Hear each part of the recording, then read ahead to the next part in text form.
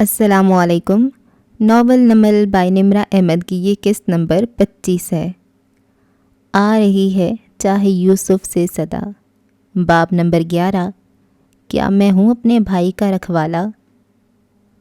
اور حابیل تھا بھیڑوں کا رکھوالا، جبکہ قابیل تھا کھیت کا کسان۔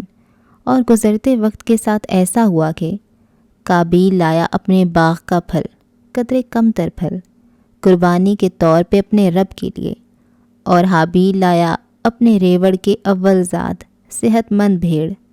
اور خدا نے عزت دی حابیل اور اس کی قربانی کو، مگر قابیل اور اس کی قربانی کو عزت نہ بخشی۔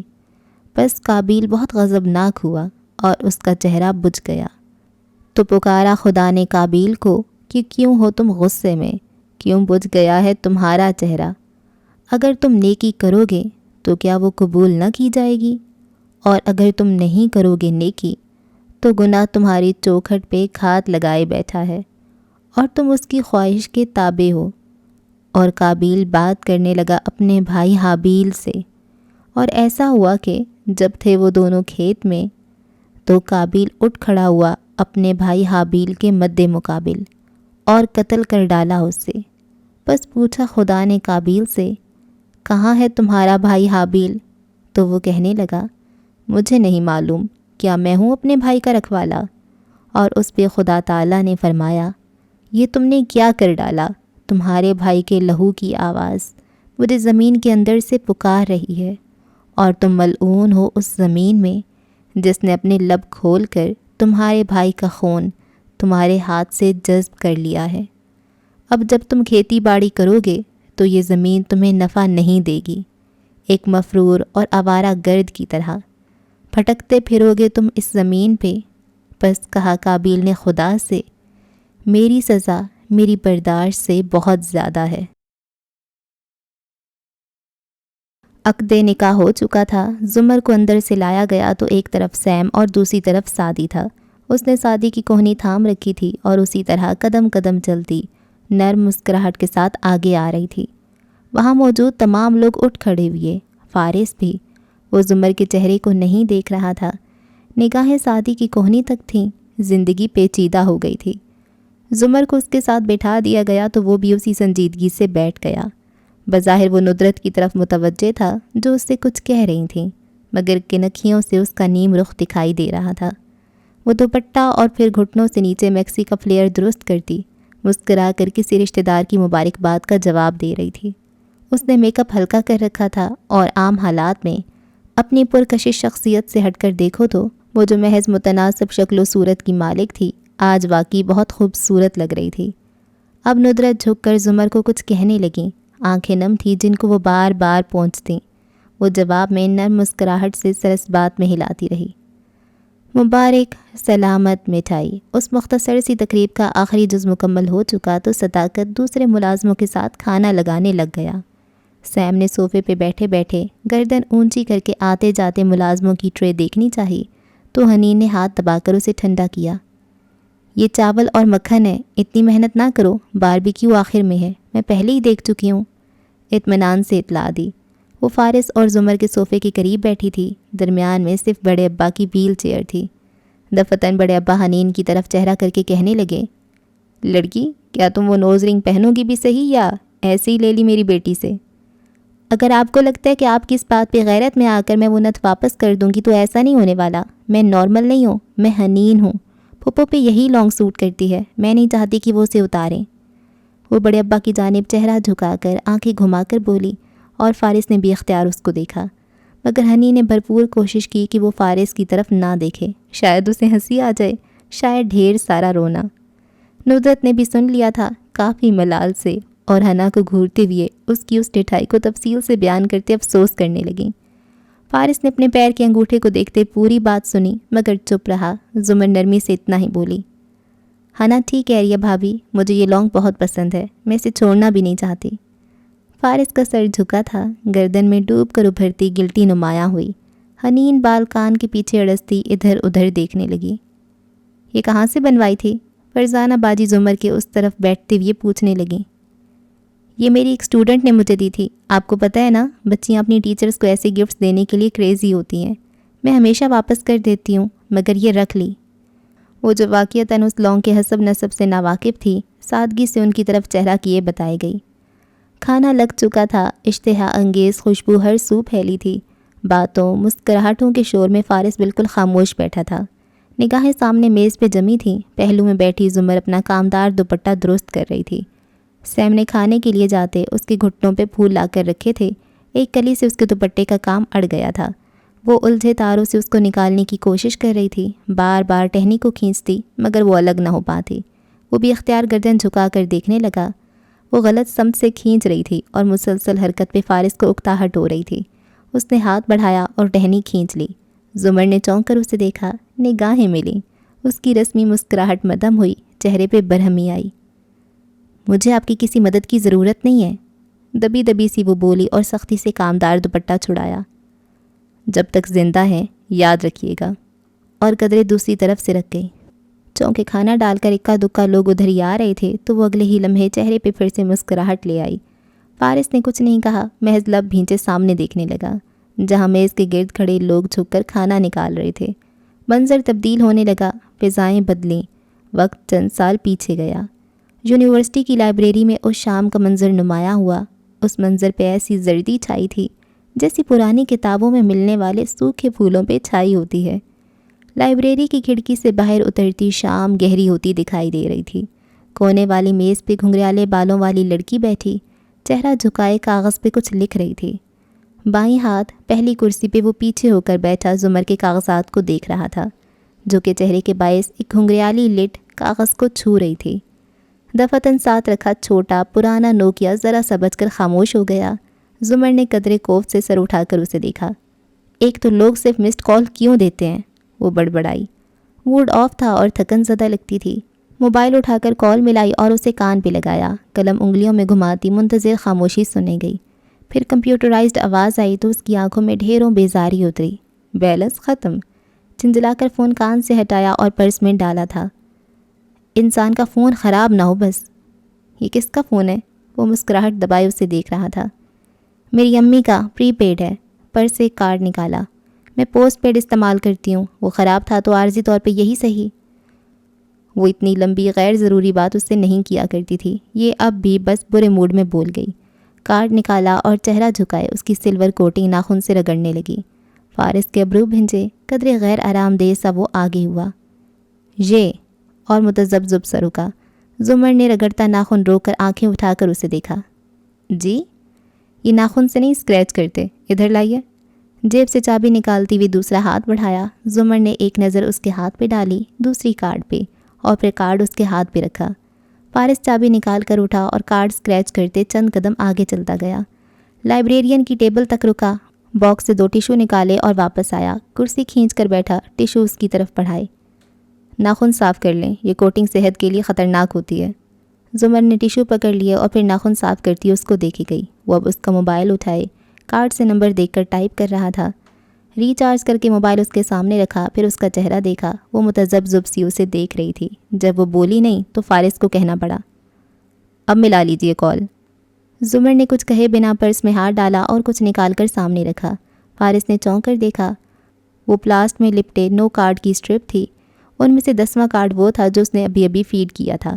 کارڈز اٹھاتے ہوئے چابی دوبارہ جیب سے نکالتے وہ مسکرا دیا، اور زمر وہ سر جھٹکتے ہوئے ہنسی۔ تھینک یو، مجھے یہ انگوٹھے کا ناخن اٹھا کر بتایا۔ ناخن سے نہیں کرنا، جب تک زندہ ہوں یاد رکھوں گی۔ زرد زمانوں کی شام وقت کی دھول میں مدھم ہوتی گئی، یہاں تک کہ نئے اور رنگین مناظر اطراف میں ابھرنے لگے۔ باتیں، کہے، برتنوں کی آواز، کھانے کی خوشبو۔ وہ سر جھٹک کر واپس حال میں آیا۔ تقریب جاری و ساری تھی۔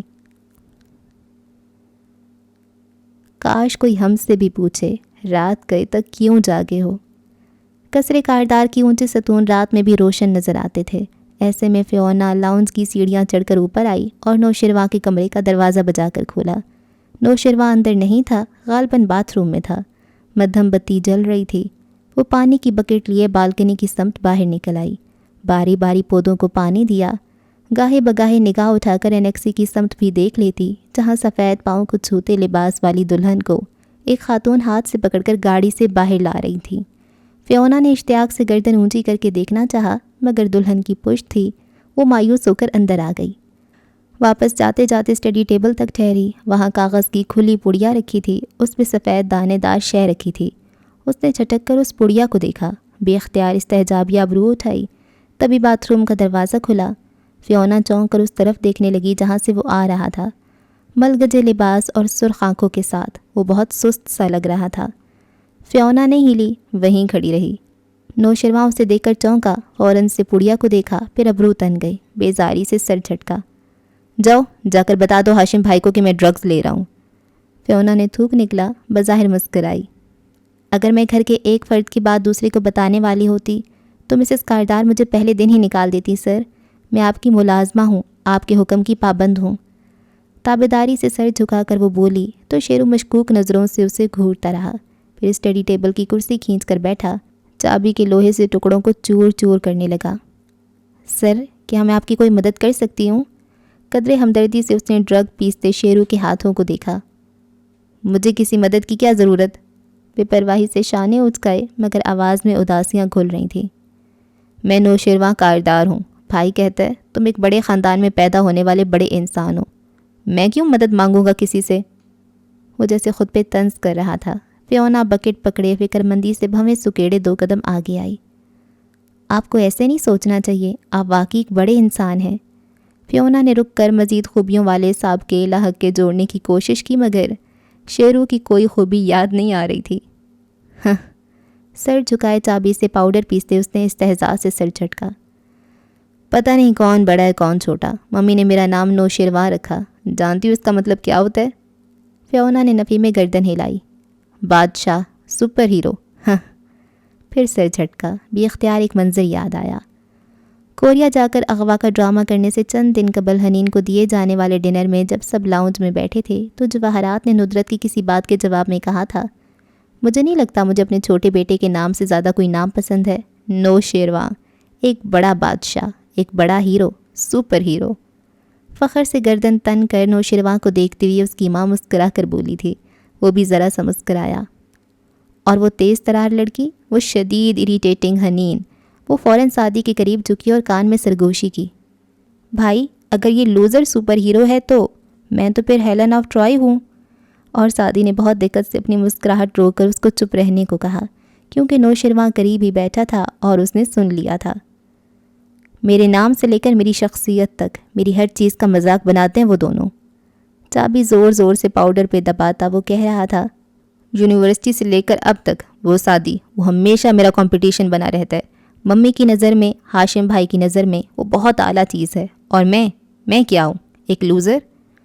اس کی آواز سے اکتاہٹ مفقود ہو کر دکھ میں بدلتی جا رہی تھی۔ فیونا تعصب سے اسے دیکھتی سنتی گئی۔ اس نے میرا ہر رشتہ خراب کیا ہے، ممی کو میری شکایت لگاتا تھا، تب سے اب تک ممی میری طرف سے انسیکیور رہتی ہیں۔ ہاشم بھائی کو وہ اغوا والی بات بتائی، وہ آج تک مجھ پہ بھروسہ نہیں کرتے، کبھی میرا فون لے لیتے ہیں، کبھی مجھے جھڑک کر کہتے ہیں شیرو تم کچھ نہیں کرو گے، جیسے میں تو اب قابل اعتبار رہا ہی نہیں، پتہ نہیں کیا کر بیٹھوں۔ چابی پرے ڈالی اور گہری سانس لے کر ٹیک لگا لی۔ چہرہ بالکنی کے دروازے کی طرف تھا اور وہاں سے آتی روشنی میں اس کی آنکھوں میں کچھ بھیگتا دکھائی دے رہا تھا۔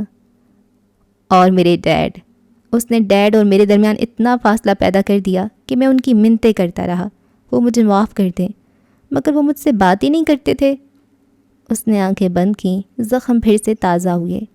اس رات تو میں نے سوچ لیا تھا آج سونے سے پہلے میں ان کے پاس جاؤں گا، ان کے گلے لگ جاؤں گا اور اس دفعہ وہ مجھے معاف کر دیں گے۔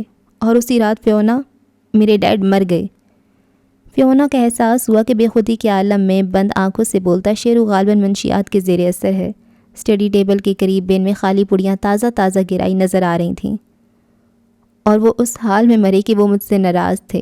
مجھے لگا سعدی اس سے بڑا مجھے نقصان نہیں پہنچا سکتا، مگر کر بڑھا، اس نے پہنچایا۔ وہ لڑکی جسے میں پسند کرتا ہوں، اس نے اسی کو بلیک میل کیا اور پھر میرے اور اس کے رشتے کو اتنا پیچیدہ کر دیا کہ ہاشم بھائی اور ممی۔ آنکھیں کھولیں، نفی میں سر ہلایا۔ اب وہ کبھی مجھے اس لڑکی کے ساتھ تعلق رکھنے کی اجازت نہیں دیں گے۔ سعدی نے میرے ہر رشتے کو خراب کیا ہے، میں اسے کبھی معاف نہیں کروں گا۔ وہ سست ڈھیلے انداز میں نفی میں سر ہلاتے کھڑکی کو دیکھتے کہے جا رہا تھا، ایک دن میں اس سے انتقام لوں گا، हर चीज़ का इंतकाम। ज़रा देर को ठहरा। अब तुम जाओ फियोना, और दोबारा शक्ल मत दिखाना मुझे।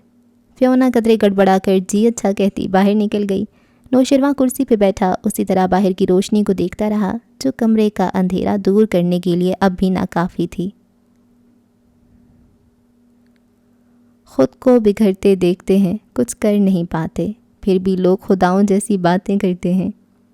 वो कितनी ही देर उधर बैठा रहा, फिर मध्यम सी दस्तक हुई तो उठा। अंदाज पहचानता था। सोसाइटी टेबल से माउथ फ्रेशनर उठाकर मुंह में स्प्रे किया और चेहरे पे बशाशत लाता दरवाज़ा खोला। हाशिम कॉफ़ी का मग पकड़े सामने खड़ा था। सादी ने मेरी सेक्रेटरी को फ़ोन किया, वो सुबह आएगा हमसे मिलने। हम तीनों को वहाँ होना चाहिए, एक ख़ानदान की तरह। मग से घूंट भरकर उसे नीचे करते हुए संजीदगी से ताकीद की। वो मुतमईन और पुरएतमाद लग रहा था। नौशरवां ने हल्के से इस बात में सर हिलाया। मैं तैयार रहूँगा। गुड। उसकी निगाहों और अल्फाज के अजीब से अंदाज को वो महसूस करता, मगर जेब में रखा मोबाइल बजा।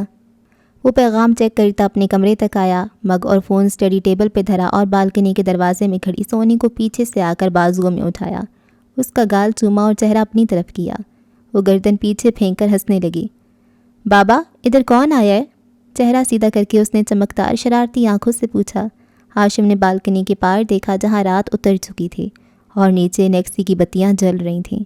एक कार वापस जा रही थी, सादी की कार, और बरामदे में सफ़ेद कुर्ते में खड़ा फारिस कार को जाते देख रहा था। हाशिम मुस्कराया। हमारी फैमिली में एक नाखुशगवार इजाफा, सो मुलाकात करेंगे उनसे भी।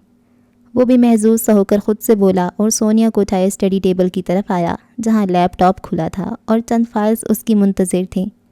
बाबा अब काम करेंगे और सोनी अब सोने जाएगी, ठीक? वो कुर्सी धकेल कर बैठते हुए उसे कह रहा था जब मोबाइल बज उठा। नंबर देकर हाशिम ने बेचैनी से उसे उठाया। हाँ खबर। आप दुरुस्त थे, सादी फरिश्ता नहीं है, मुझे कुछ मिला है।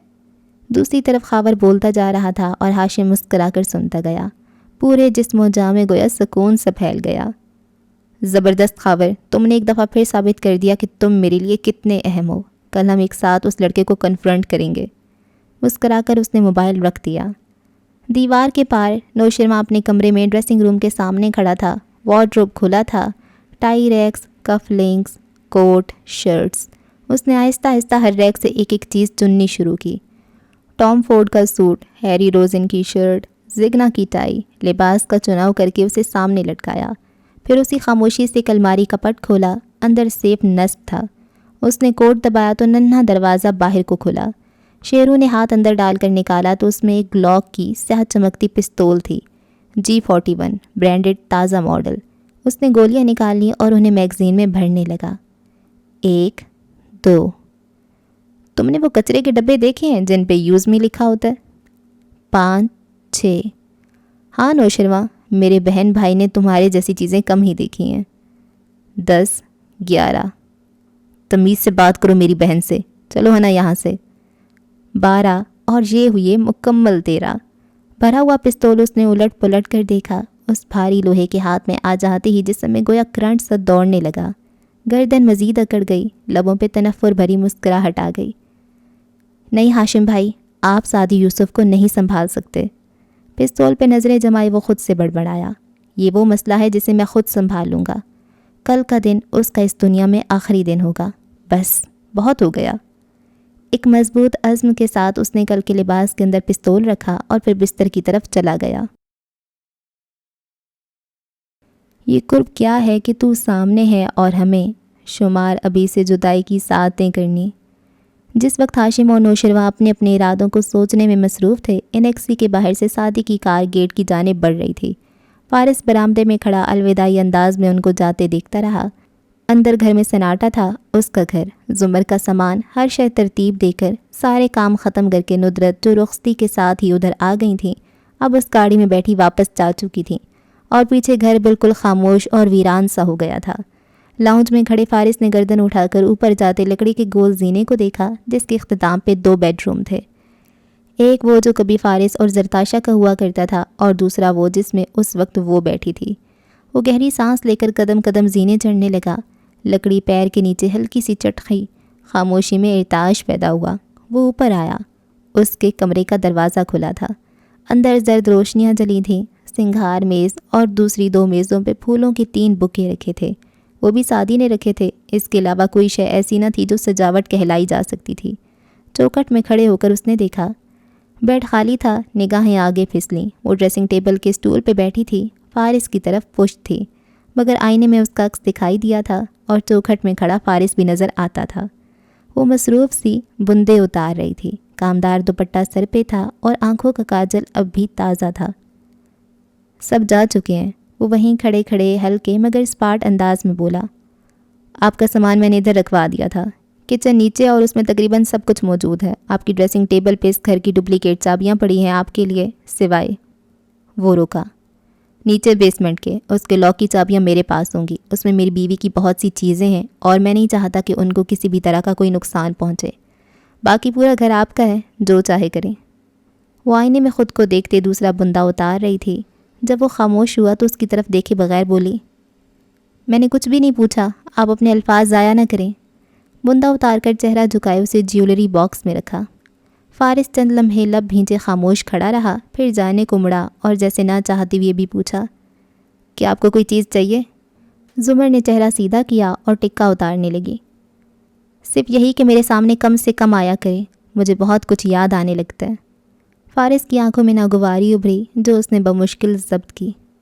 ایسے بات مت کیجیے جیسے آپ مجھے جانتی ہیں۔ ٹکا اتارتے اس کے ہاتھ رکے، وہ اسٹول سے اٹھی، اس کی جانب گھومی، آنکھوں میں چبھن لیے اسے دیکھا۔ میں جتنا آپ کو جانتی ہوں اس سے زیادہ کی ضرورت بھی نہیں ہے، اور پھر بھی آپ نے مجھ سے شادی کر لی۔ آپ کو پتہ ہے میں نے آپ سے کیوں شادی کی ہے؟ وہ بھی اتنی ہی بیزاری سے کہہ کر گھوم گئی اور آئینے میں دیکھتی ٹکا اتارنے لگی۔ مجھے نہیں معلوم تھا آپ اتنی ظالم ہیں۔ چوکھٹ میں کھڑے سینے پہ بازو لپیٹے وہ اسے دیکھتے ہوئے آہستہ سے بولا تھا تو زمر نے پن نکالتے ہوئے اس کے عکس کو تیز نظروں سے گھورا۔ آپ اس سب کے حقدار ہیں، یہ مت سمجھیے گا کہ جیل سے نکلنے کے بعد آپ کی سزا ختم ہو گئی ہے۔ اچھا، اس نے ابرو اٹھا کر اسے دیکھا۔ ویسے کیا کریں گی آپ میرے ساتھ، مجھے بھی تو بتائیے۔ دیوار سے ٹیک لگائے وہ اس کو مسلسل دیکھ رہا تھا۔ میرا اور اپنا وقت ضائع مت کیجیے اور جائیے یہاں سے، اگر آپ کچھ دیر مزید یہاں ٹھہرے تو خدا کی قسم ہے۔ دبے دبے غصے سے اس نے ایک نظر فارس پہ ڈالی اور دوسری پھلوں کی ٹوکری میں رکھی چھری پہ۔ کچھ کر بیٹھوں گی۔ فارس نے چونک کر اس کی نظروں کے تعاقب میں دیکھا اور پھر اس کے اندر کچھ ٹوٹا تھا، آنکھوں میں افسوس در آیا۔ گڈ نائٹ کہہ کر وہ ایک قدم پیچھے ہٹا، نظریں ابھی تک اس پہ تھیں۔ وہ ان الفاظ پہ تیزی سے چوکھٹ تک آئی، دروازے کا ہینڈل پکڑا اور اس کی آنکھوں میں دیکھتے گڈ نائٹ فارس کہہ کر دروازہ زور سے بند کیا۔ لاک کے 2 کلک ہوئے اور اندر سے مکفل ہو گیا۔ فارس نے گہری سرد سانس خارج کی، ہلکے سے سر جھٹکا اور مڑ گیا۔ اپنے کمرے میں آیا تو وہاں مرکزی دیوار پہ آج بھی زرتاشا اور اس کی تصویر آویزاں تھی۔ وہ سیاہ ساڑی میں ملبوس تھی اور مسکرا رہی تھی۔ اس کی آنکھوں کے سامنے تمام مناظر لہرائے جب وہ زرتاشا سے اکھڑے لہجے میں یا غصے سے بات کر جاتا تھا۔ اور ایک یہ عورت تھی، اس نے دیوار کو دیکھا جس کے پار وہ پھولوں سے مہکتا کمرہ تھا، اور ایک یہ عورت تھی جس کو کچہری میں لوگ روز منوں کے حساب سے گالیاں دیتے تھے، مگر ایک یہی عورت تھی جس پہ اسے غصہ نہیں آتا تھا۔ آپ اس دن کیا کریں گی میڈم پروسیکیوٹر، جس دن آپ کو یہ معلوم ہوگا کہ فارس قاضی سچا تھا؟ تصویر کو دیکھتے ہوئے وہ بڑبڑایا تھا۔ باہر رات اسی طرح بھیگ رہی تھی۔ دوسرے کمرے میں موجود زمر اب لباس تبدیل کر کے اس اجنبی بیڈ پہ آ بیٹھی تھی۔ زمر کا فرنیچر، زمر کا نیا بیڈ کور، مگر پھر بھی ہر شے پرائی لگ رہی تھی۔ کچھ دیر پہلے فارس کے سامنے کا بے تاثر چہرہ اب تکلیف کے احساس میں لپٹا تھا۔ وہ اداسی سے بیڈ کور پہ ہاتھ پھیر رہی تھی۔ کیا بگاڑا تھا میں نے فارس کا جو اس نے میرے ساتھ یہ کیا؟ نہ چاہتے ہوئے بھی لبوں سے پھسلا، مگر اداسی الفاظ تک ہی محدود رہی۔ نہ دل بھر آیا، نہ آنکھ بھیگی۔ وہ زمر تھی، وہ رلا سکتی تھی، مگر وہ روتی نہیں تھی۔ رات مزید گہری ہوتی چلی گئی اور اب چند گھنٹوں بعد اس نے ایک ایسے دن کو جنم دینا تھا جو ان 2 خاندانوں میں سے کسی کو بھی بھولنے والا نہیں تھا۔ یہ لوگ کیسے مگر دشمنی نبھاتے ہیں، ہمیں تو راست نائی محبتیں کرنی۔ صبح پورے اسلام آباد میں طلوع ہوئی تو اس میں باسی گلاب کی پتیوں اور کافور کی خوشبو پھیلی تھی۔ دور جنگلوں میں جانور یوں نوحہ بلند کر رہے تھے جیسے رات کی تاریکی میں کوئی غارت کر کسی ننھے بھیڑ کے بچے کو چیڑ پھاڑ کر چلا گیا ہو۔ قصرے کاردار کے سبزہ زار پہ واقع انیکسی کے اندر بھی صبح کی روشنی پھیلی تھی۔ فارس اوپن کچن کی گول میز کے گرد بیٹھا مگ سے چائے کے گھونٹ بھر رہا تھا جب لکڑی کے زینے پہ باریک ہیل کی آواز نیچے آتی سنائی دی۔ وہ نہ رکا نہ مڑا۔ سامنے فریج کے چمکتے دروازے میں عکس دکھائی دے گیا تھا۔ وہ سیاہ منی کوٹ پہنے بیگ اور فائلز اٹھائے زینے اتر رہی تھی۔ کھنگریالے بال سمیٹ کر چہرے کے بائیں طرف ڈال رکھے تھے اور موبائل پہ کوئی پیغام ٹائپ کرتی ہوئے نگاہیں جھکی تھیں۔ اسی طرح چلتی آئی اور فریج کے پاس رکی، ڈور کھولا، ٹھنڈے پانی کی بوتل نکالی۔ تو آپ آفس جا رہی ہیں؟ نگاہیں اس پہ جمائے چائے کے گھونٹ بھرتا وہ ہلکے سے بولا۔ وہ اسٹول پہ بیٹھی اس کی طرف پشت کیے پانی پینے لگی، جواب نہیں دیا۔ ویسے پروسیکیوٹر صاحبہ، آنکھیں سکیڑ کر اسے دیکھتے کوئی غیر محسوس سی مسکراہٹ دبائے وہ ہلکے انداز میں گویا ہوا۔ آپ کو یہ خیال نہیں آیا کہ اگر میں آپ کے والد کو جا کر اس شادی کی حیثیت بتا دوں تو کیا ہوگا؟ زمر پانی پی کر کھڑی ہوئی، نل سے گلاس دھویا، واپس رکھا اور اس کی جانب گھومی۔ سنجیدہ چبھتی ہوئی نگاہوں سے اس کا چہرہ دیکھا۔ آپ کبھی بھی یہ نہیں کریں گے؟ اچھا، فارس نے ابرو اٹھایا۔ آپ کو کیوں لگتا ہے کہ میں یوسف صاحب کے سامنے جا کر یہ بات ان سے نہیں کہوں گا؟ زمر کے لبوں پہ ہلکی سی تلخ مسکراہٹ آئی۔ کیونکہ سامنے سے کچھ کرنے کے لیے جو گٹس چاہیے ہوتے ہیں وہ آپ میں نہیں ہیں، آپ صرف پیچھے سے وار کرنے والوں میں سے ہیں۔ ٹھنڈے انداز میں اس کی آنکھوں میں دیکھ کر بولی تھی۔ فارس کی دبی ہوئی مسکراہٹ بھی غائب ہوئی، ابرو اکٹھے ہوئے، آنکھوں میں سختی در آئی۔ مگ کے ہینڈل کو زور سے دبایا، مٹھی میں بھینچا، گویا ضبط کیا ہو۔ کیوں؟ غصہ آ رہا ہے؟ مجھے بھی آیا تھا مگر اب نہیں آتا۔ ایک کاٹ تار نظر اس پہ ڈال کر وہ اپنی فائل سمیٹتی دروازے کی جانب بڑھ گئی، پھر رکی اور مڑ کر اسے دیکھتا۔ مجھ سے مخاطب ہونے کی کم سے کم کوشش کیا کیجیے، اور ہاں، آئندہ اس کانٹریکٹ کو شادی مت کہیے گا۔ آپ، سلگتی نظروں سے اسے سیر سے پیر تک دیکھا، آپ میرے شوہر نہیں ہیں، صرف میرے باپ کے مقروض ہیں اور اپنا قرضہ اتار رہے ہیں۔ فارس نے چہرہ موڑ لیا اور مگ سے گھونٹ بھرنے لگا۔ وہ راہداری عبور کر کے دروازے تک آئی تھی کہ وہ بجا۔ زمر نے اسے کھولا، وہ بھی بے اختیار اس طرف دیکھنے لگا۔ وہ سامنے سے ہٹی تو باہر کھڑا شخص نظر آیا اور اسے دیکھتے ہی فارس نے بیزاری سے چہرہ پھیر لیا۔ گڈ مارننگ مسز قاضی۔ پینٹ کی جیبوں میں ہاتھ ڈالے ہاشم نے مسکرا کر کہا تو زمر گہری سانس بھر کر رہ گئی۔ وہ آفس کے لیے تیار لگ رہا تھا، وجی اور حشاش بشاش، چوکھٹ پہ کھڑا تھا اور پرفیوم کی خوشبو نیکسی کے اندر تک پھیل گئی تھی۔ مارننگ کاردار صاحب، وہ جبرن مسکرائی۔ بہت خوشی ہوئی آپ کو اس، ہاشم نے نگاہیں آگے پیچھے دوڑائیں، گھر میں دیکھ کر۔ آرام سے ہیں آپ؟ مجھے بھی بہت خوشی ہوئی آپ کو اپنے ہمسائے میں دیکھ کر، امید ہے ملاقات ہوتی رہے گی۔ اب اگر آپ مجھے اجازت دیں تو۔ کلائی پہ بندھی گھڑی دیکھی۔ میری آج پیشی ہے اور مجھے دیر ہو رہی ہے۔ پہلے میری بات سن لیجئے، وہ مسکراتے ہوئے بولا۔ آج رات آپ ڈنر ہمارے ساتھ کریں گی، تم نے سن لیا فارس؟ ساتھ ہی بلند آواز میں پکارا۔ میز پہ موجود فارس نے اکتا کر سر جھٹکا۔ میں مصروف ہوں، مگر ہاشم نے توجہ نہیں دی۔ مجھے منفی جواب کی عادت نہیں ہے، ہم ڈنر پہ آپ کا انتظار کریں گے، ٹھیک 8 بجے۔ اپنی کلائی کی گھڑی کے ڈائل پہ انگلی سے دستک دے کر دکھایا۔ زمر نے گہری سانس لے کر سر کو خم دیا۔ شیور، ہم آئیں گے۔ وہ اسی مسکراہٹ کے ساتھ پلٹ گیا۔ اس کے نکلنے کے چند لمحے بعد زمر پیچھے دیکھے بنا باہر نکلی۔ ہاشم کی کار دور جا رہی تھی۔ وہ انیکسی کے برآمدے کی زینے اترتی سبزہ زار پہ آئی۔ وہاں فارس اور اس کی کاریں کھڑی تھیں۔ اپنی کار کا لاک کھولتے زمر نے گردن اٹھا کر ادھر ادھر سرسری سا دیکھا۔ سامنے کثرے کاردار کی اقبی بالکنیاں دکھائی دیتی تھیں۔ ایک بالکنی ہاشم کے کمرے کی تھی۔ اسے اندازہ تھا، چابی گھماتی ہوئی اس کی نگاہیں دوسری بالکنی تک گئیں، جس کے شیشے کے دروازے کے پیچھے کمرے میں کوئی کھڑا نظر آ رہا تھا۔ زمر نے آنکھیں سکیڑ کر دیکھا، وہ تو نوشرواں تھا۔ اس کے ہاتھ میں سگریٹ تھا جو وہ لبوں سے لگائے ہوئے تھا۔ اس نے بھی غالباً زمر کو دیکھ لیا تھا، فوراً سگریٹ والا ہاتھ پیچھے کرتا مڑ گیا۔ زمر سر جھٹک کر کار میں بیٹھ گئی۔ قبروں میں نہیں ہم کو کتابوں میں اتارو، ہم لوگ محبت کی کہانی میں مرے ہیں۔ وہ صبح کافور کی مہک لیے چھوٹے باغیچے والے گھر پہ بھی ویسی پرملال سی طلوع ہوئی تھی۔ ندرت کچن میں کھڑی ناشتہ بنا رہی تھیں۔ سعدی کے کمرے کا دروازہ بند تھا، غالباً وہ تیار ہو رہا تھا۔ راہداری میں آگے جاؤ تو حنین اپنے کمرے کے بیڈ پہ ٹیک لگائے بیٹھی نظر آ رہی تھی۔ ہاتھ میں سفید جلد والی کتاب تھی جو کل رات زمر کے سامان میں دیکھ کر وہ اس سے پوچھ کر لے آئی تھی۔ زمر نے نہ وہ پڑھی تھی نہ پڑھنی تھی۔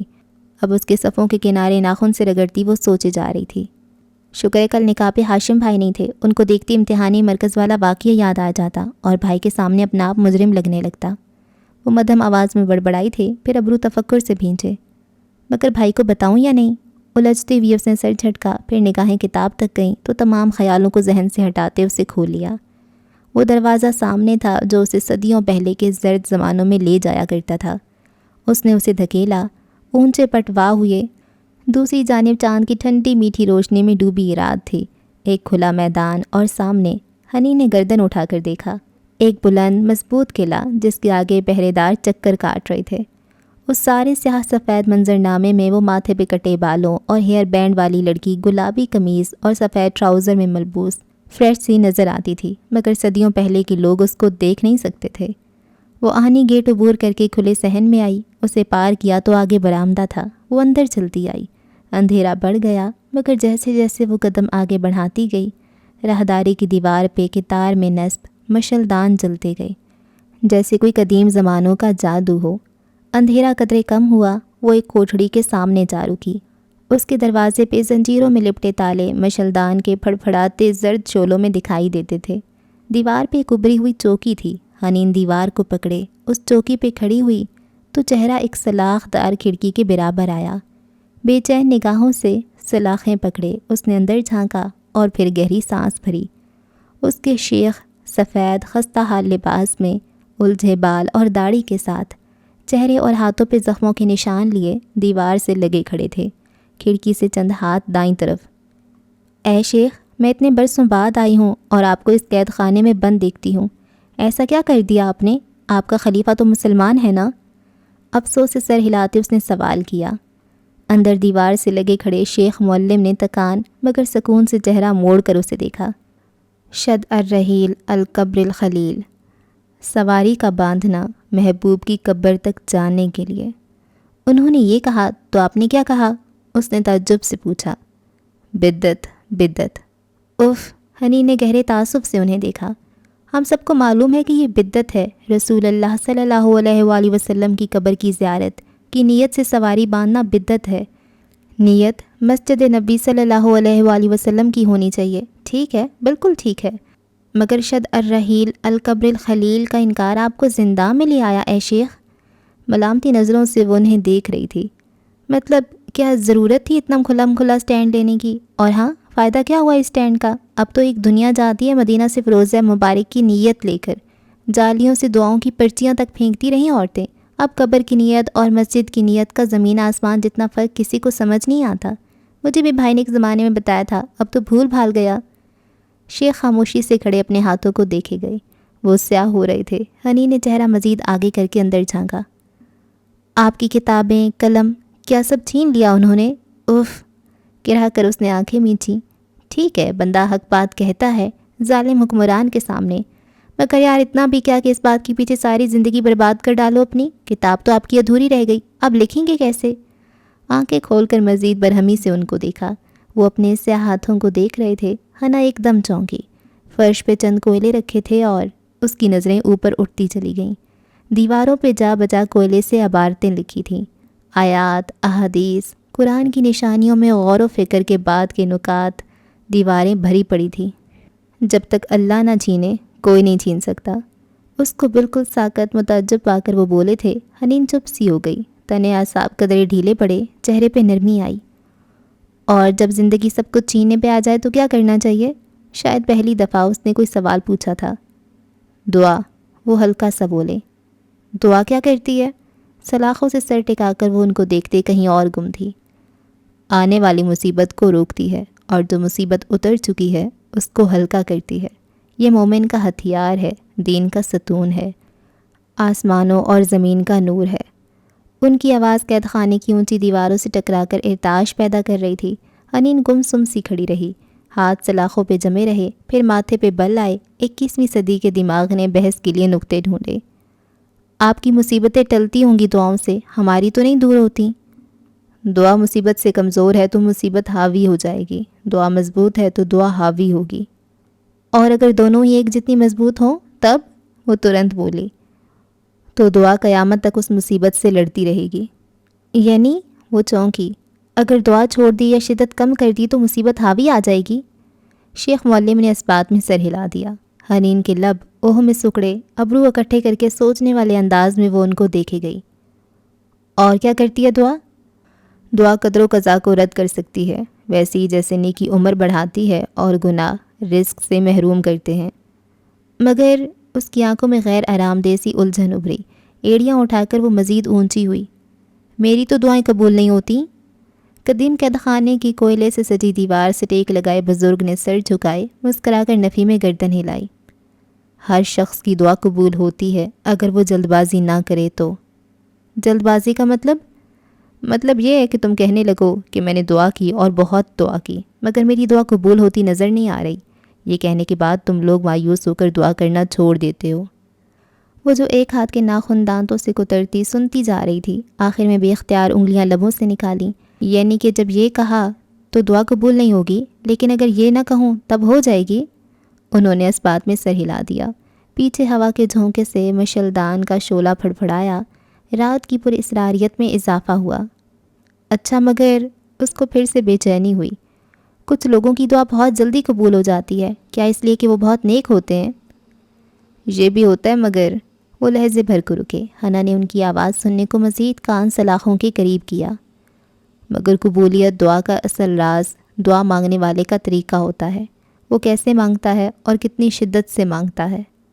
اور اس کے بعد دعائیں قبول ہو جاتی ہیں؟ ہاں، سب کی سب دعائیں قبول ہو جاتی ہیں۔ انہوں نے اس بات میں سر ہلایا۔ حنین نے گہری سانس کھینچ کر ماتھا سلاخوں سے ٹکا دیا، آنکھیں موند لیں۔ میں دعا مانگتی ہوں کہ بھائی مجھے وہ امتحانی مرکز والا قصہ سننے کے بعد معاف کر دے اور مجھ سے ناراض نہ ہو۔ اللہ تعالیٰ کیا ایسا ہو سکتا ہے کہ سب کچھ ایک دم سے بالکل ٹھیک ہو جائے؟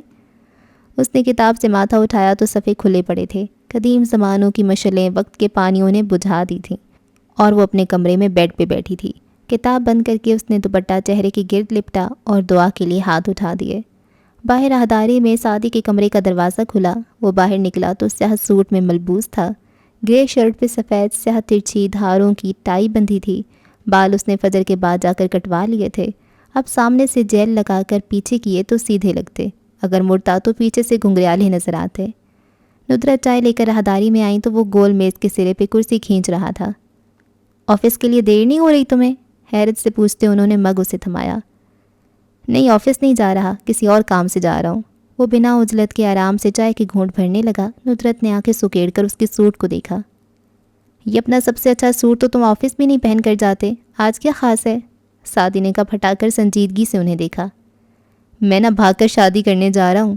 انہوں نے دھپ سے اس کے کندھے پہ تھپڑ لگایا اور مصنوعی خفگی سے بڑبڑاتی پلٹ گئیں۔ وہ ناشتہ کر کے اٹھا اور ابھی راہداری کے سرے تک آیا ہی تھا کہ حنین کمرے سے باہر نکلی۔ وہ چہرے کے گرد دوپٹہ لپیٹے مضطرب اور بے چین لگ رہی تھی۔ تمہاری فجر کی اذان اس وقت ہوتی ہے؟ نہیں، وہ اس نے غور نہیں کیا۔ کیا ہم تھوڑی دیر بات کر سکتے ہیں؟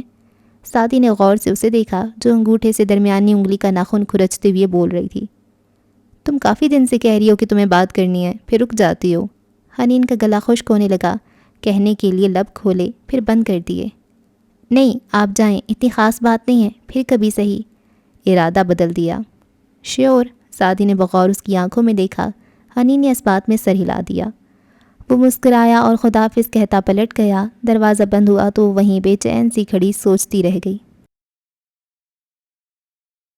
جہنم ہو کہ جنت، جو بھی ہوگا فیصلہ ہوگا۔ یہ کیا کم ہے کہ ہمارا اور اس کا سامنا ہوگا۔ وہ عمارت سڑک کنارے پوری آب و تاب سے کھڑی تھی۔ بلائی منزل کے کارنر آفس میں خنکی پھیلی تھی۔ چوڑی میز کے پیچھے پاور سیٹ پہ ہاشم ٹیک لگائے بیٹھا مسکراتی ہوئی کاغذات پلٹتا جا رہا تھا۔ پھر چہرہ اٹھا کر سامنے کھڑے خاور کو دیکھا۔ یہ بہت زبردست کام ہے خاور۔ ستائش سے فولڈر میز پہ ڈالتے اس نے پیچھے کو ٹیک لگائی۔ کھڑکی کے پاس سینے پہ بازو لپیٹے کھڑی جواہرات نے ناپسندیدگی سے اسے دیکھا۔ اس کے خلاف ذرا سا کچرا کافی ہے کیا؟ وہ معلوم نہیں ہمارے خلاف کتنی فائلز اور ثبوت لے کر آئے گا۔ میم، یقیناً اس نے ابھی تک بہت کچھ نکال لیا ہوگا، مگر ہم اس کے ہر وار کا توڑ کرنا جانتے ہیں۔ وہ ناک سے کوڑ کر واپس کھڑکی سے باہر دیکھنے لگی۔ سیاہ لمبے گاؤن اور موتیوں کی آویزوں میں ملبوس، بھورے بال کندھوں پہ آگے ڈالے، وہ ناخوش اور مضطرب لگ رہی تھی۔ آپ کیوں فکر کرتی ہیں ممی؟ ہاشم سنبھال لے گا۔ وہ مطمئن اور پرسکون تھا، اور ہاشم کی میز کے عین سامنے دیوار سے لگے صوفوں میں سے ایک پہ براجمان نوشرواں بالکل خاموش تھا۔ اس کی آنکھیں ہلکی گلابی ہو رہی تھیں اور وہ مسلسل کچھ سوچے جا رہا تھا۔ اس عمارت کی بیسمنٹ میں عین اسی وقت سعدی اپنی کار پارک کر رہا تھا۔ بیسمنٹ دوپہر کے باوجود اندھیر پڑی تھی۔ کار روک کر وہ کچھ دیر خاموشی سے اسٹیئرنگ ویل پہ ہاتھ رکھے بیٹھا رہا۔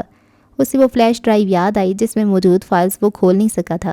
اس کے پاس ہاشم کے خلاف کچھ نہ تھا سوائے ایک آخری پتے کے۔ اگر یہ وہ ٹھیک سے کھیل گیا تو سب ٹھیک ہو سکتا تھا۔ چند لمحے خاموشی کی نظر ہو گئے، پھر اس نے ڈیش بورڈ کھولا اور اپنا قرآن پین نکالا، چند بٹن دبائے اور وہیں سے تلاوت لگائی جہاں سے اس روز چھوڑی تھی۔ سعد الغامدی کی پرسوز آواز گاڑی کے اندر گونجنے لگی۔ میں اللہ کی پناہ چاہتا ہوں دھتکاری ہوئے شیطان سے۔ وہ خاموشی سے سننے لگا۔ اور آپ سکھائے جاتے ہیں قرآن بڑے حکمت والے، بہت علم والے کی جانب سے۔ سعدی کے لبوں پہ اداس مسکراہٹ پھیل گئی۔ میں بھی یہی سوچ رہا تھا اللہ تعالیٰ کہ میں قرآن میں کیا تلاش کر رہا ہوں اس وقت، جب کہ مجھے اوپر ہاشم بھائی کے آفس میں ہونا چاہیے۔ اور دیکھیں مجھے جواب مل گیا۔ جب میں قرآن پہ غور کرتا ہوں تو گرہیں کھلنے لگتی ہیں۔ یہ قرآن مجھے اللہ کی طرف سے دیا جا رہا ہے۔ اللہ جو نور ہے اور ساری روشنی اللہ آپ سے ہی ملتی ہے۔ مجھے اب سمجھ آیا کہ جو انرجی مجھے چاہیے، جو کسی بھی موسیٰ کو فرعون کے دربار میں جانے کے لیے چاہیے ہوتی ہے، وہ صرف قرآن دے سکتا ہے۔ ہلکی مسکراہٹ کے ساتھ وہ زیر لب کہہ رہا تھا۔ قاری غامدی اگلی آیت اسی مدھم خوبصورت آواز میں پڑھ رہے تھے۔ جب موسیٰ نے اپنے گھر والوں سے کہا کہ وہ ایک دم چونکا، ادھر ادھر دیکھا۔ اوکے اللہ، سیریسلی مجھے بھول گیا تھا کہ آگے موسیٰ علیہ السلام کا ذکر ہے۔ ویسے اللہ، آپ کو بھی موسیٰ علیہ السلام کا ذکر کرنا کتنا پسند ہے؟ ہر چند آیتوں کے بعد پھر سے فرعون و موسیٰ اور موسیٰ و فرعون۔ مطلب کبھی کبھی میں حیران ہو جاتا ہوں، قرآن میں اتنا ذکر کسی کا نہیں جتنا موسیٰ کا۔ کیوں؟ اس نے بولا نہیں، صرف سوچا تھا۔ آیت سماعتوں میں گونج رہی تھی۔ اور جب موسیٰ نے کہا اپنے گھر والوں سے کہ میں نے دیکھی ہے ایک آگ، میں ابھی وہاں سے آپ کے لیے کوئی خبر لاتا ہوں یا لے کر آتا ہوں کوئی سلگتا ہوا انگارہ تاکہ آپ اسے سینکیں۔ ذرا دیر کو وقفہ آیا تو سعدی نے گہرا سانس لیا۔ موسیٰ، اس نے سیٹ کی پشت سے سر ٹکا کر آنکھیں بند کر لیں، ہلکی آواز میں ساتھ ساتھ بڑبڑاتا رہا۔ تو اللہ تعالیٰ، آپ نے سورہ نمل کی تمہیدی آیات کے بعد پہلے قصے کا آغاز موسیٰ علیہ السلام کی فیملی سے کیا۔ مجھے اس لیے یہ صورت بہت اچھی لگتی ہے اللہ تعالیٰ، کیونکہ یہ فیملی ویلیوز کی صورت ہے۔ دیکھیں نا، موسیٰ علیہ السلام نے جو بات کہی اس میں آپ کا صیغہ استعمال کیا، حالانکہ اس وقت اس کے ساتھ صرف ان کی اہلیہ تھیں۔ بے شک وہ امید سے تھیں، مگر سامنے تو صرف وہی تھی نا ان کے۔ پھر بھی موسیٰ علیہ السلام نے ان کو آپ کہہ کر پکارا، جمع تعظیم کا صیغہ۔ ہمارے انبیاء جو ہمارے باپ تھے، کتنے مینرز تھے نا ان میں، کتنے نرم اور خوبصورت لوگ تھے وہ۔ کوئی حیرت نہیں مجھے کہ آپ اللہ تعالیٰ قرآن میں ہر چند صفحات بعد موسیٰ علیہ السلام کا ذکر کرتے ہیں۔ کتنی پرواہ، کتنا خیال تھا ان کے انداز میں اپنے خاندان کے لیے۔ پھر ہم اپنے گھر والوں کے لیے اتنے نرم کیوں نہیں بن سکتے؟ کار میں خاموشی چھا گئی، پھر وہی پرسوز آواز ابھرنے لگی۔ پھر جب موسیٰ وہاں اس آگ کے قریب آئے تو ان کو آواز آئی کہ بابرکت ہے وہ جو آگ میں ہے اور جو اس کے آس پاس ہے، اور پاک ہے اللہ جو دونوں جہانوں کا رب ہے۔ سعدی نے پاز کے بٹن کو دبا کر بند آنکھوں کے ساتھ چند لمحے لیے ان الفاظ کو اندر جذب کرنے کے لیے۔ اللہ، مجھے نہیں پتا کہ آپ کی آواز سننا کیسا ہوگا، مگر مجھے اتنا پتہ ہے کہ جب میں قرآن سنتا ہوں تو میرے لیے وہی آپ کی آواز ہوتی ہے، اور یہ الفاظ بعض دفعہ میری استطاعت سے زیادہ وزنی بن کر میرے دل پہ اترتے ہیں۔ میرے لیے یہ قرآن اور اس سے جڑی ہر شے بابرکت ہے، کیونکہ یہ قرآن مجھے بتاتا ہے کہ اللہ کون ہے۔ وہ ٹھہرا، بند آنکھوں سے تکان بھرے الفاظ ادا کرتے آواز ہلکی ہو گئی۔ اللہ میرا رب ہے، اور میرے ابو نے مجھے بتایا تھا کہ رب کسے کہتے ہیں۔ وہ جس نے ہمیں بنایا ہے، وہ جس کا ہمارے اوپر سب سے زیادہ حق ہے، اور وہ جو ہمارے لیے سارے فیصلے کرتا ہے، خالق، مالک، مدبر۔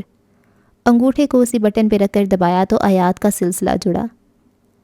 اے موسیٰ، بے شک وہ میں ہوں، اللہ، غالب، حکمت والا، اور پھینک تو اپنی لاٹھی کو۔ تو جب اس موسیٰ نے دیکھا کہ وہ لاٹھی حرکت کرتی ہے، گویا کہ ہو کوئی سانپ، تو پیٹھ پھیر کر بھاگا اور پیچھے مڑ کر نہ دیکھا۔ تو فرمایا اللہ نے، اے موسیٰ، ڈرو نہیں، بے شک میرے پاس پیغمبر ڈرا نہیں کرتے۔ سعدی آنکھیں بند کیے سیٹ سے سر ٹکائے بیٹھا رہا، لبوں کی مسکراہٹ میں اداسیاں گھلتی گئیں۔ پیغمبر کون ہوتا ہے اللہ؟ وہ جو اچھائی کا حکم دے اور برائی سے روکے۔ آپ سارے پیغمبروں کے ساتھ ایسا ہی کرتے ہیں نا، ان کو اندھیرے میں روشنی کی جھلک دکھاتے ہیں، اور جب اس نور کا پیچھا کرتے وہ اس تک آ پہنچتے ہیں تو آپ ان کو بتاتے ہیں کہ اللہ کون ہے۔ پھر آپ ان کو کہتے ہیں کہ اپنا عصا سامنے ڈال دو۔ یہاں تو آپ نے عصا کا لفظ استعمال کیا، مگر اپنے اسی قرآن میں ایک اور جگہ آپ نے موسیٰ سے یہ فرمایا کہ ڈال دو وہ جو تمہارے دائیں ہاتھ میں ہے۔ تو بات یہ ہے اللہ کہ سب کے دائیں ہاتھ میں ایسا نہیں ہوتا، دائیں ہاتھ میں انسان کا ٹیلنٹ ہوتا ہے، کوئی ہنر یا کوئی قیمتی چیز۔ تو اللہ جب آپ کا پیغمبر اپنا عصا پھینک دیتا ہے تو اس کا نتیجہ ایک دم سے اتنا خوفناک، اتنا ڈراؤنا اور پرہیبت ہوتا ہے کہ انسان مڑ کر بھاگے نہ تو کیا کرے۔ فرعون کے ساحر جو بھی گھر لائیں، میرے دائیں ہاتھ کی چیز اس کو نگل لے گی، میں جانتا ہوں، اور یہ بھی جانتا ہوں کہ اللہ کے پاس اس کے پیغمبر ڈرا نہیں کرتے، نہ اپنے ماضی سے نہ اپنے مستقبل سے، مگر مجھے فرعونوں کے پاس ڈرنے سے ڈر لگتا ہے۔ اس کا دل بوجھل ہو گیا تھا، گویا پھر سے ہلکا ہونے کے لیے۔ پین قرآن آف کر کے ڈیش بورڈ میں رکھا، کار بند کی، چابی موبائل والیٹ سنبھالتا باہر نکل آیا۔ مطلوبہ فلور پہ جب لفٹ کے دروازے واہ ہوئے تو سامنے واک تھرو گیٹ تھا۔ وہ اس سے گزرنے کی بجائے ایک طرف سے نکل کر آگے چلتا آیا۔ کسی نے نہیں روکا۔ جب ہاشم کے آفس کے سامنے آیا تو کام کرتی حلیمہ کے اس طرف سیاہ کوٹ میں ملبوس خاور مستعد کھڑا تھا۔ کاردار صاحب آپ کے منتظر ہیں۔ سعدی اس بات پہ آگے بڑھنے لگا تو خاور نے ہاتھ راہ میں حائل کر کے اسے روکا۔ سعدی نے گہری سانس لی۔ میرے پاس کوئی اسلحہ نہیں ہے، چاہے تو تلاشی لے لیں، مسکرا کر وہ بولا۔ خاور نے اسپاٹ چہرے کے ساتھ اس کے لباس کو تھپتھپایا، سیل فون نکال کر حلیمہ کی میز کی ٹوکری میں ڈالا اور پھر مطمئن ہو کر پیچھے ہٹا۔ سعدی نے کوٹ کا بٹن دبایا، اوپری جیب میں لگا سلور پین درست کیا اور آگے بڑھ گیا۔ وہ چاہتا تھا کہ کاسا خرید لے میرا، میں اس کی تاج کی قیمت لگا کے لوٹ آیا۔ اندر آفس میں ایک طرف صوفے پہ نوشیروان بیٹھا تھا، اسے دیکھتے ہی ماتھے پہ بل پڑ گئے۔ سامنے مرکزی میز کے پیچھے ہاشم ٹیک لگائے براجمان تھا، اسے دیکھ کر مسکرایا۔ جواہرات جو اب ہاشم کی کرسی کی پشت پہ کوہنی ٹکائے کھڑی تھی وہ بھی مسکرا رہی تھی۔ آؤ سعدی، ہاشم نرمی سے کہتے جگہ سے اٹھا اور ہاتھ بڑھایا۔ سعدی آگے آیا، ہاتھ ملا لیا اور پھر سامنے کرسی کھینچ کر بیٹھا۔ وہ سنجیدہ نظر آ رہا تھا۔ کیا لوگے؟ چائے، سافٹ ڈرنک؟ انتقام اٹھائے اس نے دوستانہ انداز میں پوچھا۔ کافی، وہ بس اتنا بولا۔ ہاشم نے اس بات میں سر ہلایا اور ریسیور کان سے لگا کر کہا، حلیمہ 2 چائے اندر بھیجو۔ پھر ریسیور رکھ کر ہلکے پھلکے انداز میں اسے ٹوکا۔ اتنی گرمی میں کافی نہیں پینی چاہیے تمہیں۔ سعدی گہری سانس بھر کر رہ گیا۔ اسے ہاشم سے اور کس بات کی توقع تھی؟ اور پھر جیب سے پلاسٹک زپ لاک بیگ میں مقید نیکلس نکال کے میز پہ رکھا۔ آپ کی امانت، جو غلطی سے آپ کی ملازمہ نے میری جیب میں ڈال دی تھی۔ نیکلس میز پہ پڑا رہا، کسی نے آنکھ اٹھا کر بھی اسے نہ دیکھا، وہ سعدی کو دیکھ رہے تھے۔ تم کیا کہنا چاہتے تھے سعدی؟ ہاشم نے اسی مسکراہٹ سے اسے دیکھتے بات کا آغاز کیا۔ سعدی نے گردن موڑ کر پیچھے ہاتھ باندھے کھڑے خاور کو دیکھا اور پھر ہاشم کے ساتھ کھڑی جواہرات کو۔ خاور ہمارا اپنا بندہ ہے، اس کی موجودگی میں بات کرو، وہ مسکرا کر بولی۔ آئی سی، سعدی نے سر اس بات میں ہلایا، البتہ اندر سے کچھ ٹوٹا تھا۔ تو کیا جواہرات بھی؟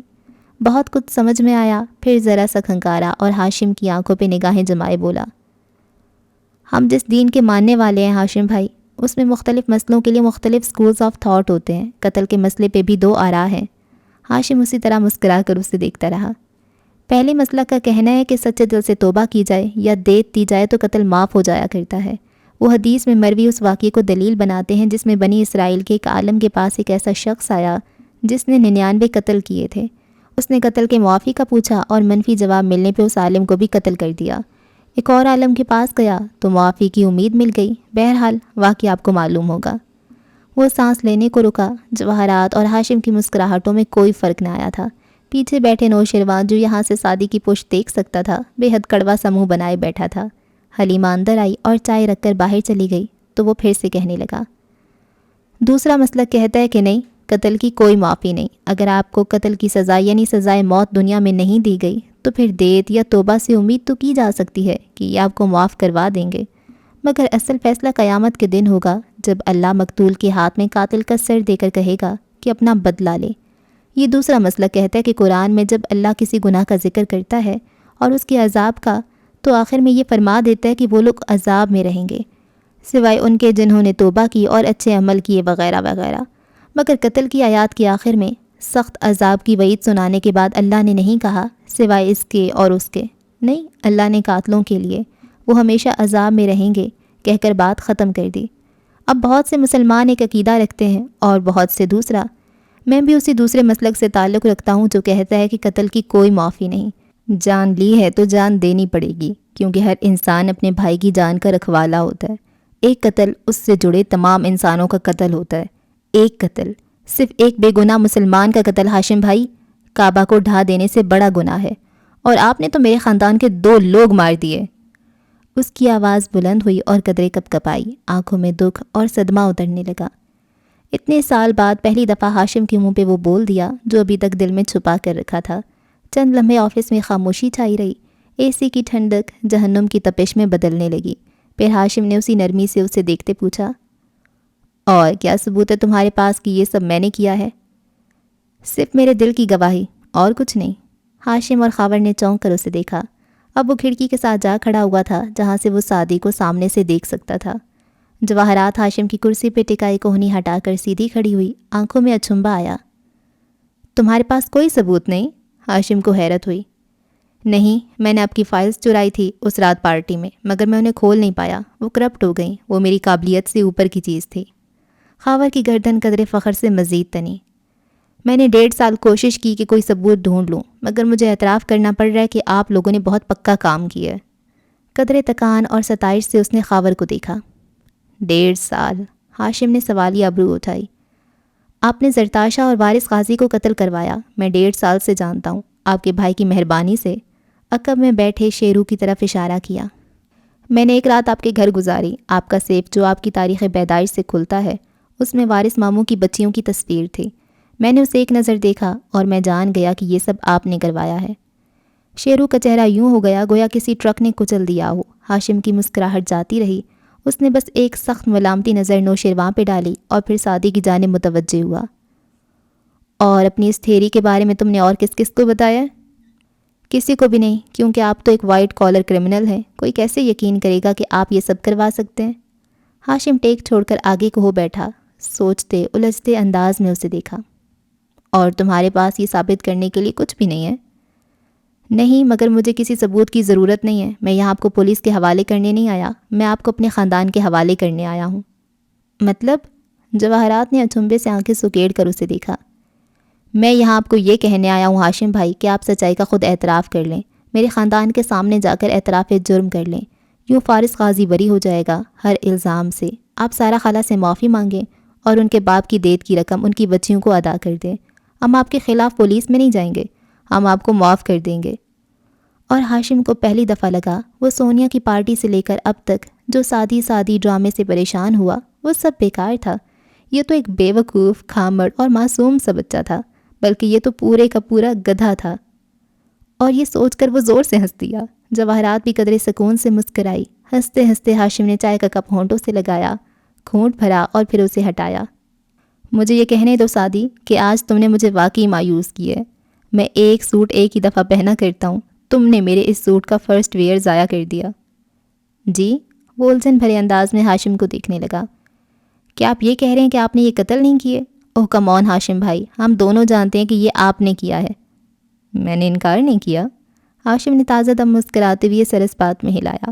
یہ میں نے کیا ہے. وارث میرے راستے میں آ رہا تھا، میں نے اسے مروا دیا. خاور نے اسے خودکشی کا رنگ دیا، مگر یہ کافی نہیں تھا. اس کا قتل کور اپ کرنے کے لیے ہمیں زرتاشا کی قربانی بھی دینی پڑی، زمر کو بھی زخمی کرنا پڑا، جس کے لیے مجھے بہت افسوس ہے. ہاں ٹھیک ہے سعدی، یہ سب ہم نے ہی کیا، ممی، خاور اور میں نے. سعدی کی دکھ بھری نگاہیں ہاشم کی کرسی کے ساتھ کھڑی جواہرات تک گئیں، پھر وہاں سے کھڑکی کے آگے کھڑے خاور تک جا پھسلیں. تو یہ سب ساتھ تھے شروع دن سے؟ مگر تم سعدی، تم نے آج مجھے سخت مایوس کیا. میرا خیال تھا تم ثبوت کا کوئی انبار لے کر آؤ گے میرے پاس، مگر تم تو وہی معصوم بچے ہو جس سے میں 7 سال پہلے ملا تھا. تم کس دنیا میں رہتے ہو؟ اب کہ ہاشم کو افسوس ہونے لگا، آگے ہو کر ہتھیلیاں باہم ملائے وہ برہمی سے کہنے لگا. تمہیں کیا لگا تھا یہ تم قتل کی لمبی سی تقریر یاد کر کے میرے سامنے دہراؤ گے اور میں فوراً جا کر تمہارے خاندان کے پیروں میں گر جاؤں گا اور ان کی منتیں کروں گا کہ وہ مجھے معاف کر دیں؟ مطلب تم نے یہ سوچا بھی کیسے؟ غصے اور افسوس سے زیادہ حیرت شدید تھی. تو کیا آپ اب بھی معافی نہیں مانگیں گے؟ کیا آپ اتنے گلٹ کے ساتھ رہ لیں گے؟ سعدی نے تعجب سے اسے دیکھا. تم اپنا دماغ کہاں چھوڑ کر آئے ہو سعدی؟ تمہیں واقعی لگا تھا کہ ہاشم تمہارے کہنے پہ یہ کر لے گا؟ اف! جواہرات کو اس کی ہر بات ناگوار گزر رہی تھی. اور آپ سارا خالہ کو دیت بھی ادا نہیں کریں گے؟ تو بات آخر میں پیسے پہ آ گئی ہے. ٹائی کی نوٹ ڈھیلی کرتے ہاشم نے ٹیک لگائی. میں ایک پھوٹی کوڑی بھی نہیں دوں گا. کیا کر لو گے تم؟ میں؟ وہ شدید دکھ کے عالم میں باری باری ان سب کے چہرے دیکھنے لگا۔ میں زمر اور فارس ماموں کو بتا دوں گا، مجھ پہ کریں گے سب یقین۔ مگر خاور کچھ غیر آرام دہ سا سعدی کو دیکھ رہا تھا۔ اس کے اس غصے میں کچھ بناوٹ لگتی تھی، یہ شاید اس کا وہم تھا۔ کم از کم زمر تو تمہارا یقین نہیں کرے گی، جواہرات نے ناک سے کوڑ کر کہا۔ اس کے دل میں فارس کی نفرت اتنی پختہ ہے کہ وہ اپنی زندگی فارس سے انتقام کے لیے داؤ پہ لگا چکی ہے، تو وہ کیسے مانے گی تمہاری بات؟ انہوں نے کسی انتقام کے لیے یہ شادی نہیں کی۔ وہ ایک دم کھڑا ہوا، کان سرخ ہوئے، آنکھوں میں غصہ اترا۔ وہ فارس غازی کو کبھی کوئی نقصان نہیں پہنچائیں گی۔ جس مقصد کے لیے آپ ان کی شادی پہ اتنا زور دے رہی ہیں وہ کبھی پورا نہیں ہوگا۔ تمہیں اپنے خاندان کے بارے میں اپنی معلومات اپڈیٹ کرنے کی ضرورت ہے سعدی۔ میں زمر کو ساری حقیقت بتا دوں گا۔ تم ایسا نہیں کرو گے۔ ہاشم کا انداز ٹھنڈا تھا۔ کیوں؟ کیا مجھے بھی مار دیں گے آپ؟ دکھ سے انہوں نے ہاشم کو دیکھا۔ ہاشم نے گردن دائیں سے بائیں ہلائی۔ میں بس یہ فائل دے دوں گا، اعلیٰ عدالتی اور پولیس حکام کو، پروسیکیوشن آفس کو، میڈیا کو۔ ایک فائل اس کے سامنے ڈالی۔ سعدی نے مشتبہ نظروں سے اس کو دیکھا۔ یہ کیا ہے؟ تمہارا مال نامہ، جو مجھے ڈھونڈنے میں 2 دن لگے۔ تمہارے خیال میں مزید چیزیں ڈھونڈنے میں پولیس کو کتنا وقت لگے گا؟ میں نے ایسا کچھ نہیں کیا جو میں ڈر جاؤں۔ کیا تم نے جج کو بلیک میل نہیں کیا؟ اس فائل میں تمہارے اور جسٹس سکندر کے درمیان تبادلہ کی گئی ای میل اور ٹیکسٹ میسیجز کا ریکارڈ ہے، جو ہمیں خود جسٹس صاحب نے مہیا کی ہے۔ بے شک تمہارا نمبر پرائیویٹ ہے اور ای میل انجانا، لیکن جسٹس صاحب کا نمبر تو اصلی ہے۔ جیسے ہی میں نے یہ فائل پروسیکیوشن آفس بھجوائی، فارس غازی پھر سے گرفتار ہو جائے گا، اور اس دفعہ تم بھی ساتھ ہی جیل جاؤ گے۔ تمہارا خاندان تمہیں کھو دے گا سعدی۔ سعدی نے گہری سانس لی، کرسی کھینچی، واپس ٹانگ پہ ٹانگ رکھ کر بیٹھا، سنجیدگی سے ہاشم کو دیکھا۔ اور اگر میں کسی کو کچھ نہ بتاؤں تو؟ اب کہ ہاشم کھل کر مسکرایا، جواہرات نے بھی مطمئن سی سانس خارج کی۔ نوشرواں ہنوز خاموش تھا، اور خاور، وہ اب بھی غیر آرام دہ سا کھڑا تھا۔ کچھ تھا جو اسے ڈسٹرب کر رہا تھا، کچھ غلط تھا۔ میرا خیال ہے ہم ایک معاہدے کو پہنچ سکتے ہیں۔ ہاشم نے کڑوی چائے کا کپ اٹھایا، گھونٹ بھرا اور پھر اسے ہاتھ میں پکڑے کہنے لگا۔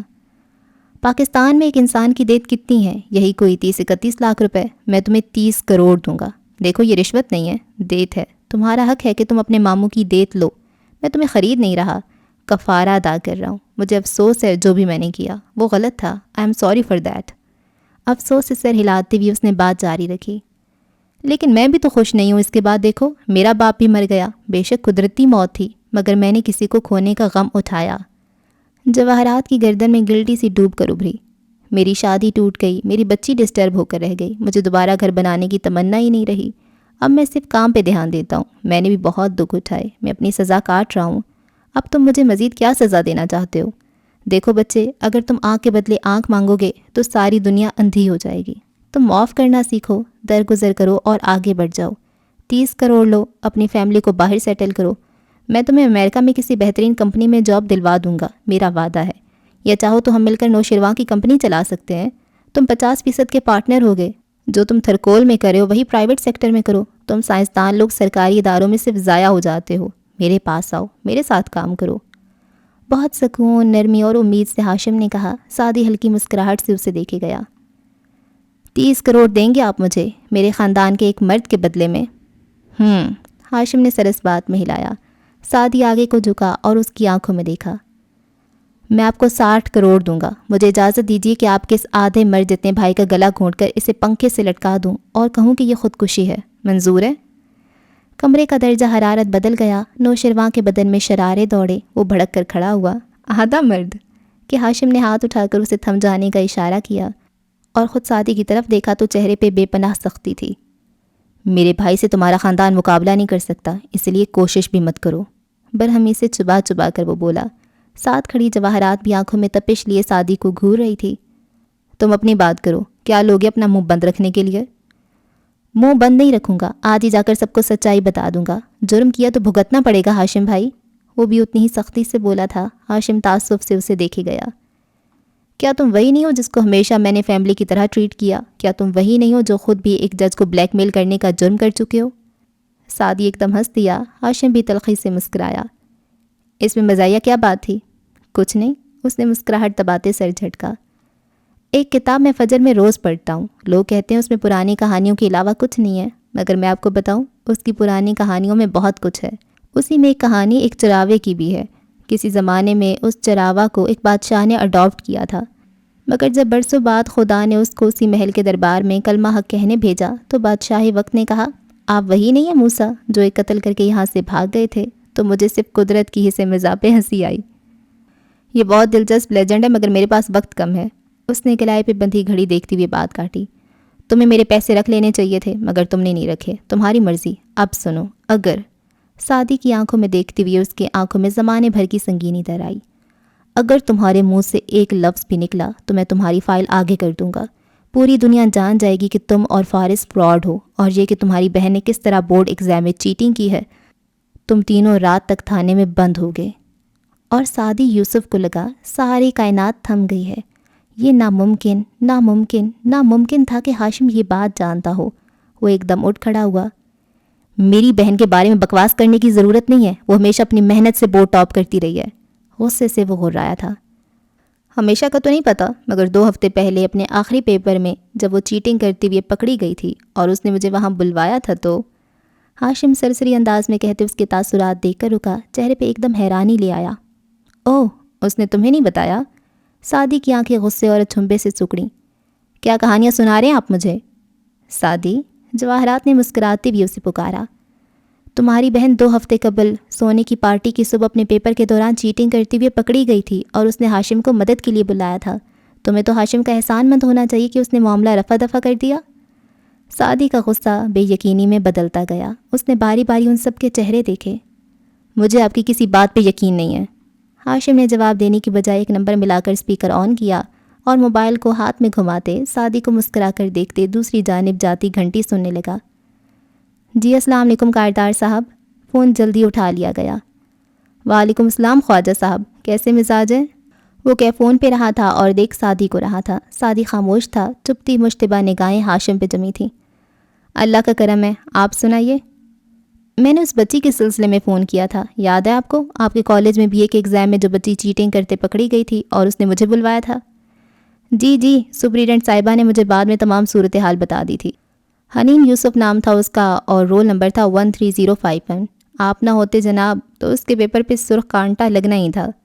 سعدی کی رنگت زرد پڑنے لگی، اس کے قدموں نے آہستہ آہستہ جان نکل رہی تھی، قطرہ بقطرہ۔ یہ تو آپ کی کرم نوازی ہے جی۔ ہاشم نے اس کا چہرہ دیکھتے تشکر سے سر کو خم دیا۔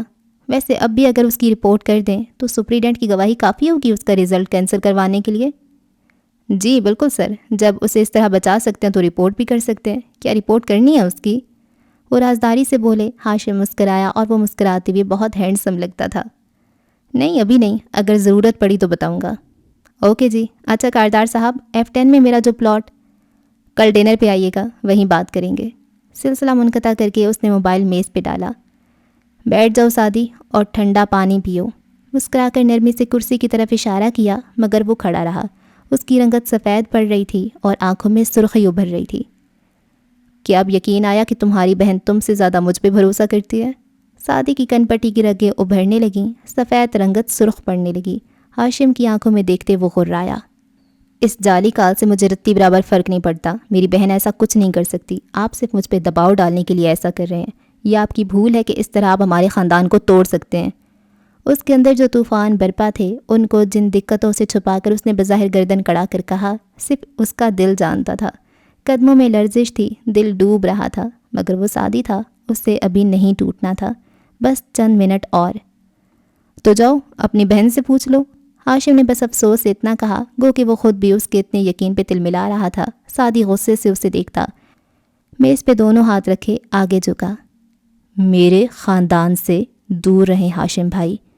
خون رنگ ہوتی آنکھوں سے وہ بلند آواز میں غرایا تھا، ورنہ میں وہ کروں گا آپ کے ساتھ کہ آپ کی نسلیں یاد رکھیں گی، اگر آپ کی نسلیں بچ پائیں تو۔ پیچھے کاؤچ پہ بیٹھے نوشرواں کے کان سرخ پڑے، صوفے کی گدی کو مٹھی میں زور سے بھینچا، گویا ضبط کیا۔ دوسرا ہاتھ بار بار جیب کی طرف جاتا، خاور کی نگاہ بھی بار بار اس کی جیب کی طرف جاتے ہاتھ تک اٹھ جاتی۔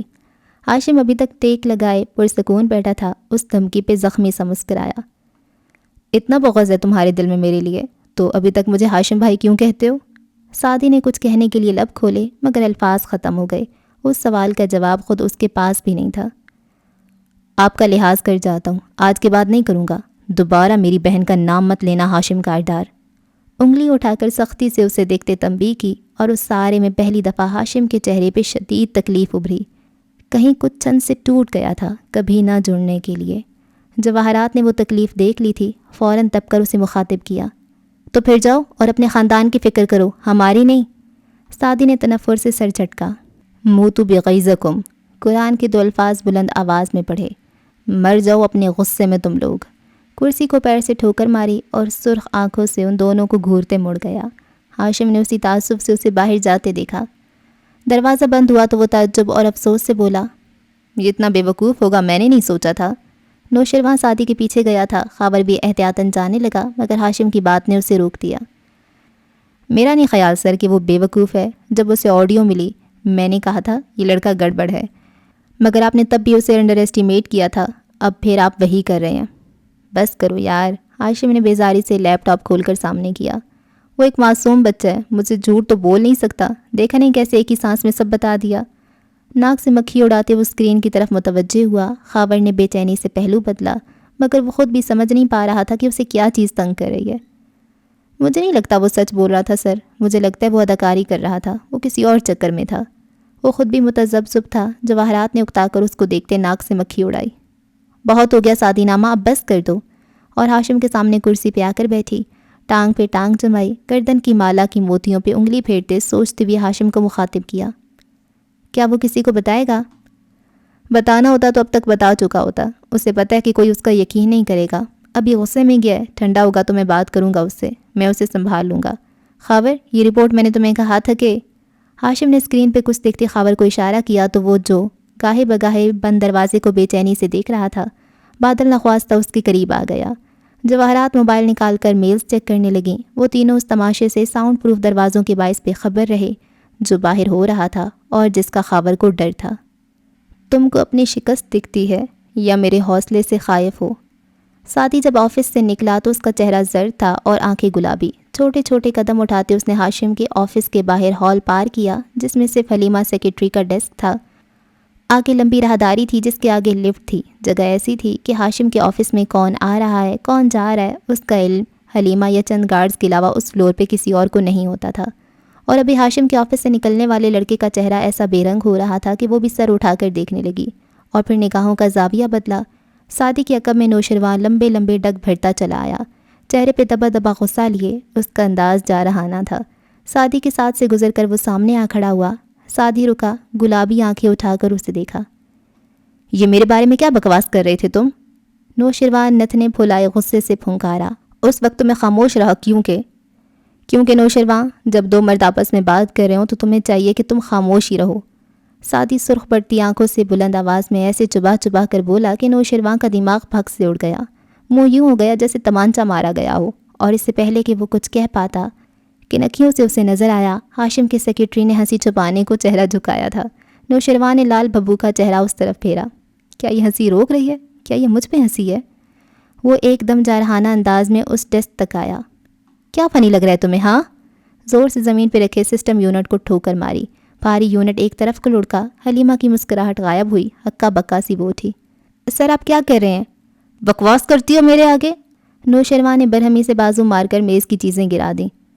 میرا غصہ ایک کمزور لڑکی پہ نکال رہے ہو؟ مرد بنو نوشروان، مرد بنو۔ اور بس ایک قہر آلود نظر اس پہ ڈال کر اپنا فون اٹھا کر آگے بڑھ گیا۔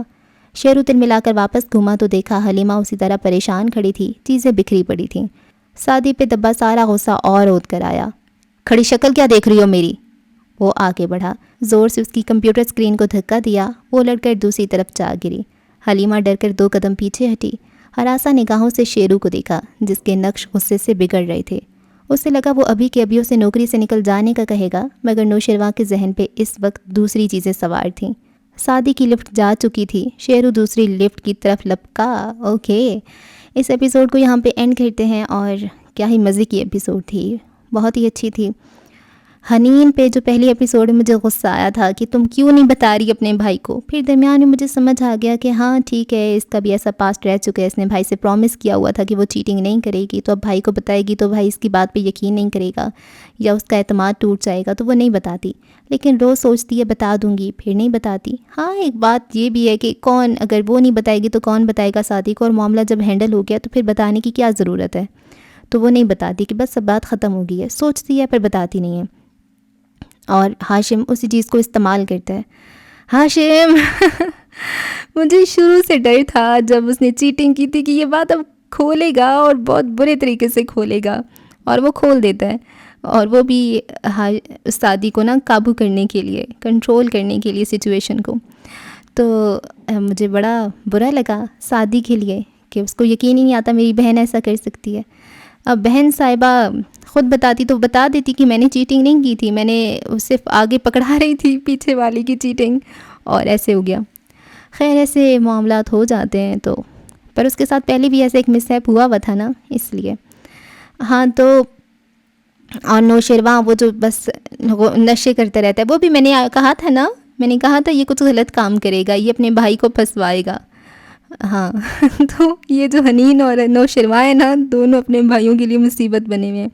تو وہ چرس پیتا رہتا ہے اور اب نکالے گا اس کو سعدی پہ. اس نے بس ایک بندہ چن لیا کہ یہ میرا دشمن ہے خواہ مخواہ. بھائی اس نے میری اماں کو بتایا تھا، بھائی تم نے کیا تھا تو اماں کو بتایا ہے نہ، نشے کرتے نا. اور رہی صحیح کسر شہری نے پوری کر دی.